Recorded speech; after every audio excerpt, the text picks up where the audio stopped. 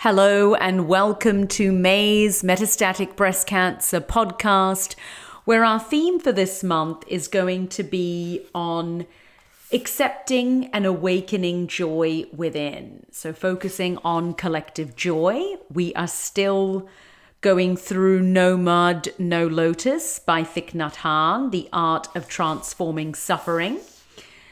And this month we'll be exploring chapter 6, which is focused on happiness is not an individual matter. And this is something that I talk about a lot, this focus on collective care, collective well-being, and collective consciousness. And Thich Nhat Hanh says in this chapter, we've seen that our suffering is connected with the suffering of our ancestors, our loved ones, and with the planet itself. So we know our happiness is not an individual matter. If we are able to breathe happily, we can invite our ancestors to enjoy breathing in with our lungs. If we are able to enjoy walking, we can invite our ancestors to walk with our feet. And in this, Thich Nhat Hanh goes on to talk a lot about the aspects of mindfulness that can help us with feeling joy and accepting our suffering. There are many people who have enormous suffering, overwhelming suffering, and they don't know how to end this suffering. For many people, this suffering starts at a very young age. So why don't schools teach us how to manage suffering? I mean, that's a great question. If your suffering is so great, you can't concentrate, you can't study, and you can't focus. The suffering of each of us affects others. The more we can teach each other about the art of suffering well, the less suffering there will be in the world overall, and the more happiness that we will be able to feel and embrace. And I think this is part of the issue. In the West, we're taught to run from our suffering, to avoid it by any means necessary. And ultimately, that just doesn't work. We need to be able to open up to accepting our suffering and understanding that when other people suffer, we suffer also through the fact that we all are interconnected beings on this planet. Thich Nhat Hanh goes on to talk about the art of mindfulness. There are times when a case of suffering is so great it needs recognition from more than just one person.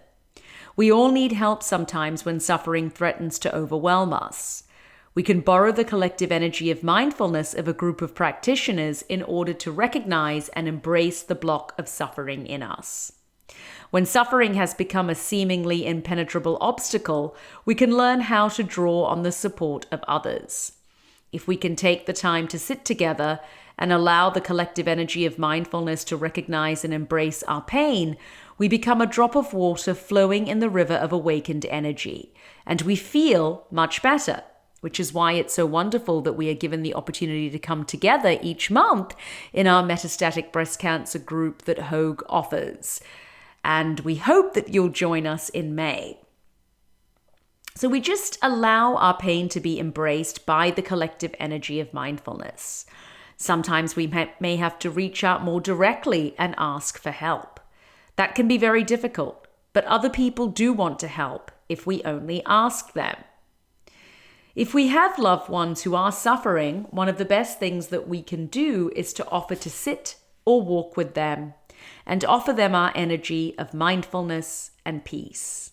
It can help calm them down and embrace their suffering so that they can walk, sit, and breathe in mindfulness and take care of the crying baby inside them.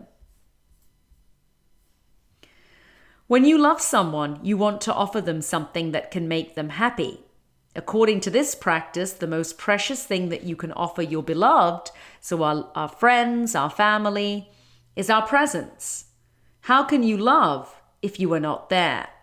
In order to love, you have to be there. To be there is a practice. It could be that very often your body is there, but your mind is elsewhere. You're lost in your thinking, your sorrow, your fear. You're not really there for the people in your life, or even for yourself. So breathe in and focus your attention on your in-breath. You are bringing your mind home to your body, and you are then able to become present. Simply to be there is the most important part of the practice. And often the best gift that we can give others is our undivided attention, our mindful attention of being truly present when we are listening or spending time with others, especially those in need. When you are truly there, you can go to the person you love and care about, look into their eyes and say to them, "I am here for you." The most precious thing you can offer the person you love and care for is your presence. It's not something that you can buy. And this is wonderful because it's a free gift that we can offer to others and the world around us. When people come together and produce the energy of mindfulness, concentration, and compassion, it gives rise to a wholesome kind of collective consciousness. This is a good thing to consume. Thich Nhat Hanh shares that at one talk he gave in Germany, there were 1,000 people listening peacefully, including 4 young mothers who were breastfeeding their babies. The infants were consuming the milk from their mothers, and they were also consuming the collective energy of peace. When the September 11th, 2001 attacks happened, Thich Nhat Hanh was in California about to give a public talk. Of course, the whole American nation and the world was shaken by the news. The energy of anger and fear was tremendous, and he could feel it. It's very dangerous if we unconsciously allow that kind of energy to penetrate and to harm us.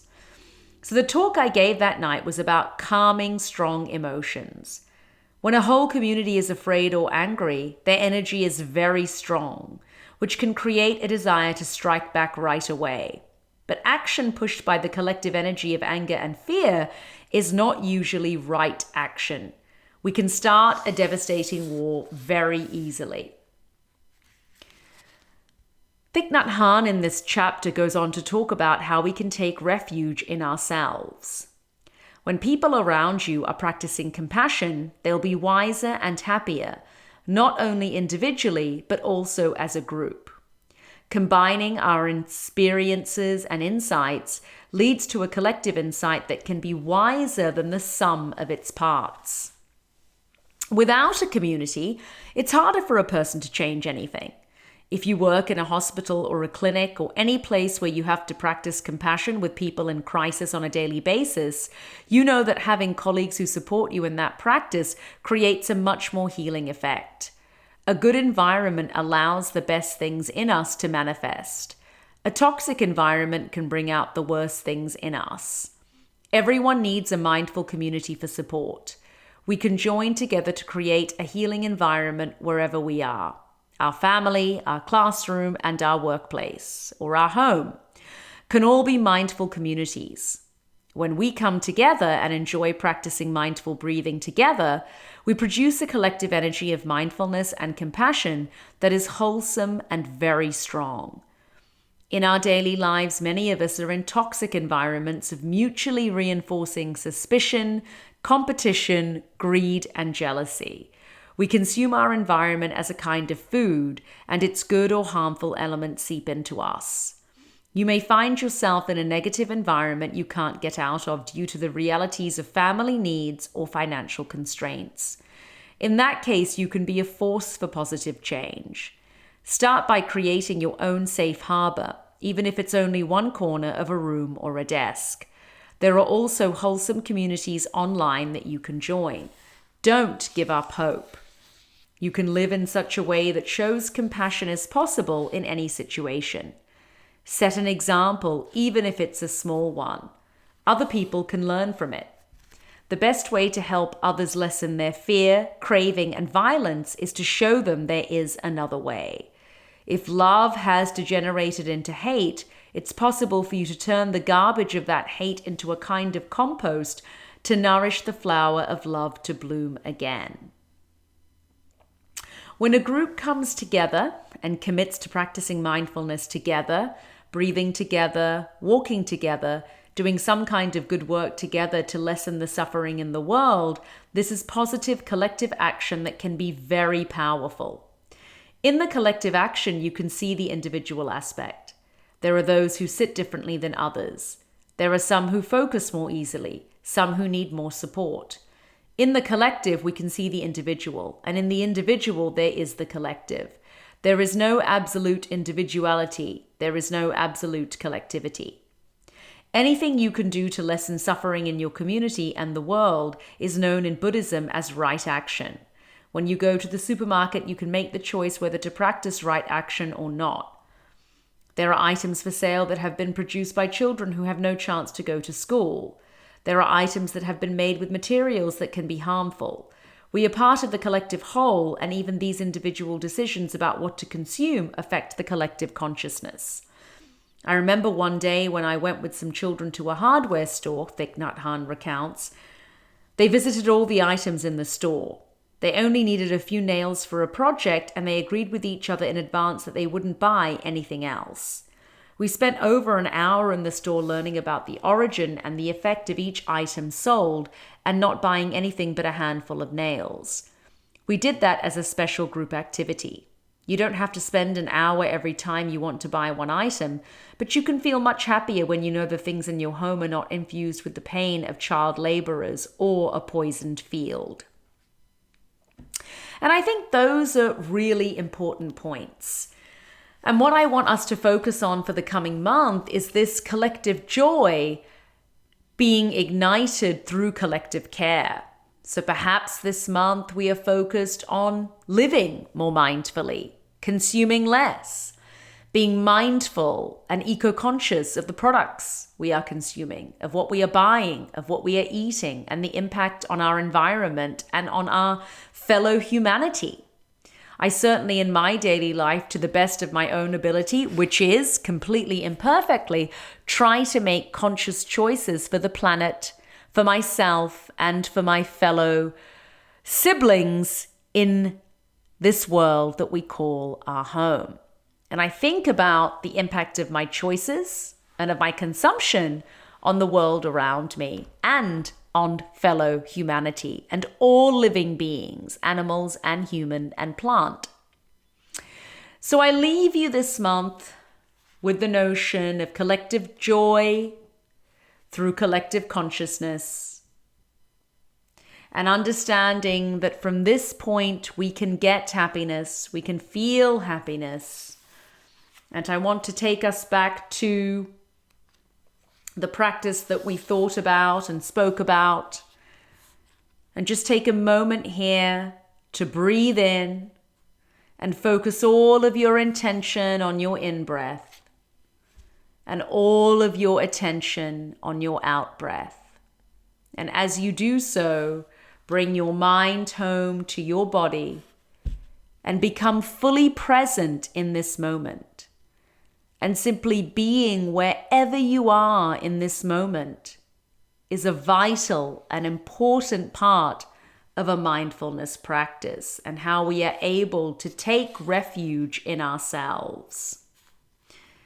And we can understand that we may think we are only responsible for our own suffering and happiness, but our happiness increases the world's happiness, and our suffering is the world's suffering.